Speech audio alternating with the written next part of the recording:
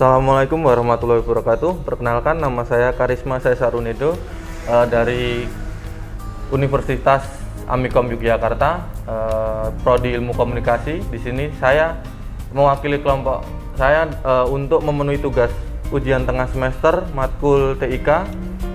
Di sini saya akan membawakan satu orang narasumber dari SHG Partner, SHG Advokat. Monggo diperkenalkan. Baik, Assalamualaikum warahmatullahi wabarakatuh. Terima kasih kepada adik-adik mahasiswa Amikom yang telah bersedia melakukan wawancara, memilih untuk melakukan wawancara di kantor SHGN Partner sendiri.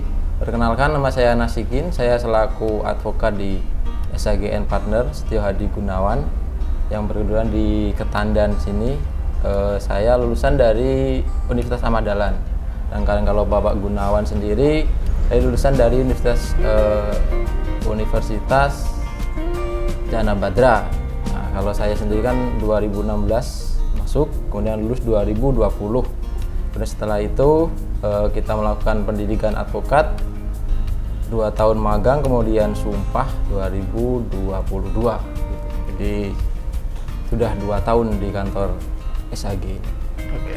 Mungkin seperti itu perkenalan dari narasumber kita. Mungkin bisa saya lanjutkan untuk masuk ke pertanyaannya.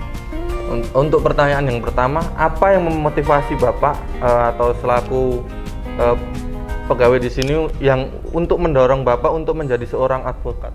Baik, jadi kalau untuk apa yang memotivasi saya, sebenarnya kan untuk profesi advokat sendiri kan suatu pilihan dari Fakultas Hukum. Itu kebanyakan kalau anak-anak pengen menjadi istilahnya ilmu yang di fakultas itu hukum itu dipakai, bisa menjadi hakim, jaksa, pengacara ataupun legal staff gitu kan. Kenapa saya memilih advokat? Sebenarnya kalau pilihan pribadi, karena advokat itu kan tidak ada jam kerja sebenarnya itu. Jadi kalau jam biasanya kalau ada pegawai negeri biasanya jam 8 atau jam 3, kalau advokat kan kadang jam 10 kita berangkat kantor juga bisa, kadang jam 1 juga bisa gitu kan, tapi kadang juga sampai malam kita pun ya seperti itu. Jadi kan untuk pekerjaannya lebih variatif, jadi tidak membosankan menurut saya sendiri, menurut pribadi saya sendiri. Tidak terlalu terkekang waktu ya? Ya, jadi kan nggak bosan seperti itu. Oke. Untuk perjalanan karir selama Bapak menjadi seorang advokat itu seperti apa? Baik, seperti yang dibilang tadi kan saya lulus 2020. Jadi untuk menjadi seorang advokat itu ada beberapa tahap yang harus dilalui. Pertama, kita harus PKPA, pendidikan khusus profesi advokat. Kemudian setelah itu kita melakukan ujian profesi advokat. Seiring berjalannya waktu, kita magang selama 2 tahun. Jadi kalau untuk advokat itu ada syarat berdasarkan undang-undang. Itu harus magang 2 tahun gitu. Setelah 2 tahun baru kita akan disumpah di situ sebagai advokat di pengadilan tinggi kedudukan masing-masing. Jadi tahun 2020 saya lulus, 2 tahun magang, kemudian disumpah pada tahun 2022. Kita tahun 2022, kemudian saya ke kantor Pak Gun ini dari tahun 2022 sendiri. Jadi setelah saya sumpah advokat, kemudian saya pindah ke kantor SHGN Partner sendiri dari 2022 sampai 2024 ya masih bertahan di sini gitu di kantornya Pak Gun. Berarti emang melalui beberapa tahapan juga ya? Jadi kalau setelah S1 hukum baru ada tahapan yang harus kita lalui untuk menjadi advokat sebelum disumpah. Oke, untuk yang selanjutnya itu apakah Bapak sendiri sekarang ada beberapa spesialisasi atau area hukum yang Bapak fokuskan? Jadi mungkin Bapak bisa menyebutkan dan menjelaskan. Baik, jadi kalau untuk advokat ini sebenarnya untuk spesialisasi beda seperti profesi dokter ya. Kalau dokter ada setelah dokter gigi, ada dokter jantung, spesialis macam-macam. Tapi kalau advokat itu semua hukum harusnya dikuasai, harusnya. Tapi kadang ada yang contoh di Pak Gun ini kebanyakan pidana. Kalau di kantor ini kebanyakan pidana, tapi nggak menutup kemungkinan perdata pun juga banyak gitu loh. Kalau tapi untuk secara apa ya, untuk porsinya sebenarnya di Pak Gun ini lebih banyak yang pidana. Tapi kalau untuk spesialisasi advokat ya semuanya harus bisa gitu loh. Tidak seperti dokter ada spesialisasinya, kalau advokat tidak ada. Untuk sebelum menangani kasus hukum, apa saja sih yang mungkin Bapak perlukan atau persiapan? jadi gini. Jadi kalau untuk penyelesaian masalah hukum sebenarnya kan ada dua jenis ya di sini. Ada yang satunya litigasi, yang satunya non litigasi. Jadi kalau di litigasi itu kita harus masuk ke pengadilan. Kalau non litigasi itu sebelum kita masuk di luar pengadilan lah. Jadi kalau advokat sendiri kan tujuannya itu kan untuk menyelesaikan masalah. Jadi tidak harus sampai pengadilan. Jadi otomatis yang perlu kita persiapkan itu adalah surat kuasa dulu. Surat kuasa untuk menangani baik litigasi ataupun non litigasi. Tapi seandainya kita harus masuk jalur litigasi di pengadilan, jadi kita harus mendaftarkan surat kuasa itu di pengadilan. Lalu setelah itu kita pilih dulu apakah pertama masalah itu masalah hukum atau bukan. Yang kedua, setelah dipilah ini masalah hukum ini, baru ini kita pilih lagi masalah hukum pidana atau perdata gitu loh. Jadi kalau perdata, kalau kita bermasalah perdata, kita masuk ke non litigasi bisa selesai di mediasi eksternal, biasanya bisa selesai. Tapi kalau emang tidak selesai harus masuk ke pengadilan, ya kita harus mendaftarkan gugatan kalau kita sebagai penggugat gitu loh. Berarti tergantung apa yang dihadapi juga ya dari klien juga. Benar. Dan kalau pidana kan, kalau rangkaian pidana kan pertama biasanya tersangka, sebelum tersangka saksi itu kan kita mendampingi di kepolisian.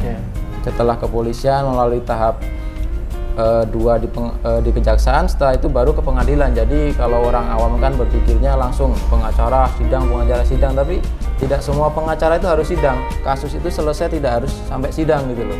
Jadi kita berusaha malah nggak sampai sidang biar kasusnya selesai gitu. Untuk yang selanjutnya, mungkin kan Bapak kan sudah melalui beberapa tahapan dan lain-lainnya, terus mungkin udah Bapak klien yang Bapak tangani udah banyak. Jadi mungkin kan pendekatan ke klien itu beda-beda. Mungkin ada beberapa cara yang Bapak lakukan, itu seperti apa? Jadi gini, kalau untuk ke klien kan memang seperti yang dibilang Masnya tadi kan beda-beda ya sifat klien itu. Ada yang bisa lama-lama awalnya klien, sekarang menjadi keluarga. Seperti contohnya kemarin kita ke Malang gitu kan, nanti di Mojokerto ada di Ngawi ada teman saudara yang dulunya klien. Jadi kan pendekatannya setelah kasus selesai biasanya masih berhubungan baik gitu loh.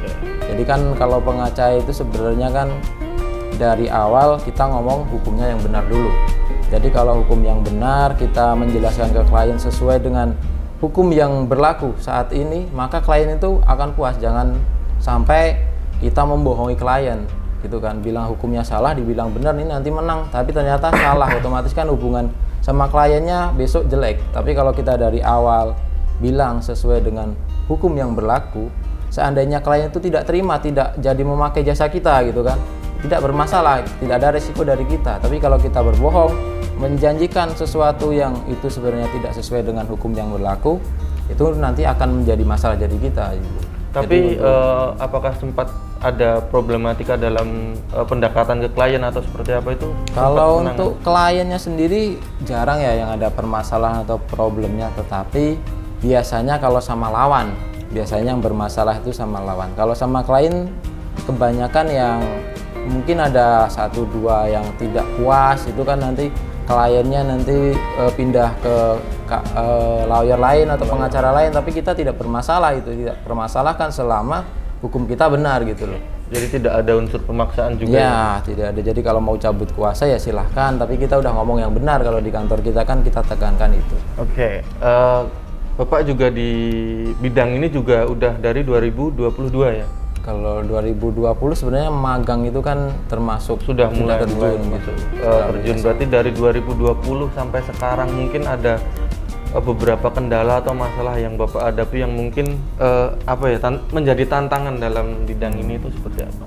Jadi kalau untuk tantangan, semua profesi saya rasa ada tantangannya ya, ada semuanya, ada resiko. Tapi kalau untuk advokat ini kita akan dikejar pertama sama klien, karena kita kan hubungan pertama sama kliennya. Tapi dan klien sendiri istilahnya lawannya kan juga punya advokat. Ya, mungkin kadang advokat dari sini sama advokat dari sana kadang baper istilahnya kan seperti itu. Jadi padahal itu kasusnya kan kasus klien, dan kita pengacara kan hanya menyembatani sebenarnya kalau untuk kasus di luar non litigasi. Nah biasanya ada 1 atau 2 advokat itu yang baper, mungkin kan yang jadi kendala besok ada kasus lain nanti bermasalah ya mungkin problem-problem di profesi seperti itulah. Kalau advokat itu kan secara nggak langsung kadang ada yang saya merasa tersaingi sama itu, klien saya diambil gitu kan istilahnya kan seperti itu. Tapi kan kalau kita ngomong yang bener di awal ya kita nggak resiko, jangan sampai takut kehilangan klien gitu. Kalau dari otomatis dari kantor Pak Gunawan sendiri kan kita diajarin seperti itu sama pengacara-pengacara yang istilahnya juniornya sama yang anak-anak magang ya seperti itu gitu.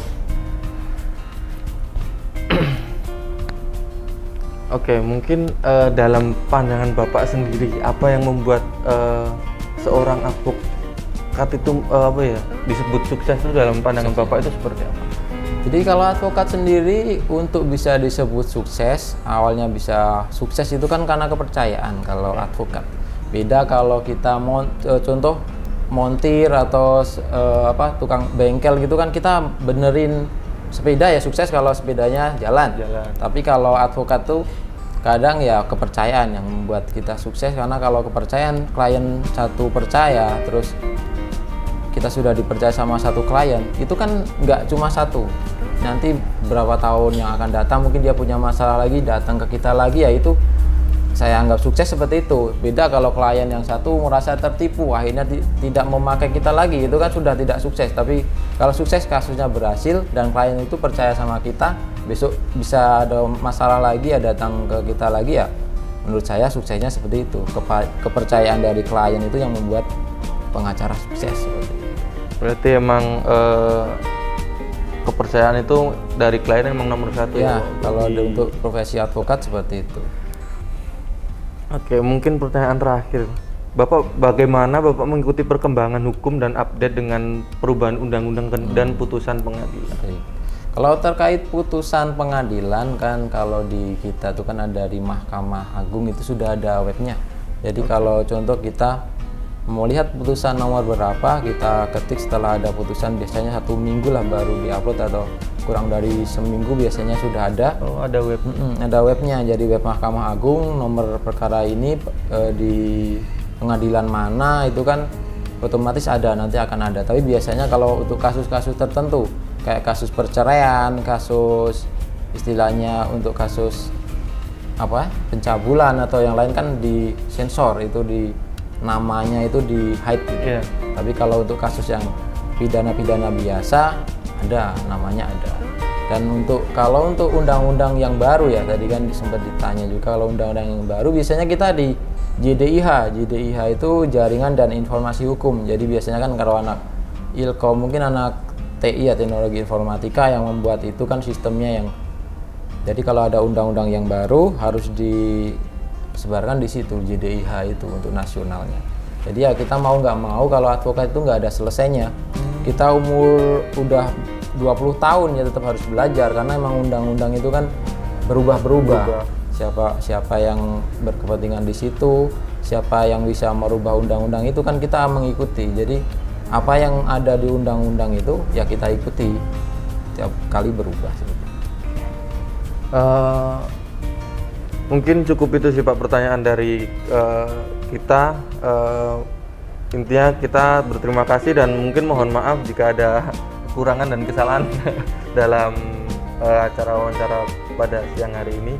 Mungkin terima kasih. Saya izin undur diri. Wassalamualaikum warahmatullahi wabarakatuh. Waalaikumsalam.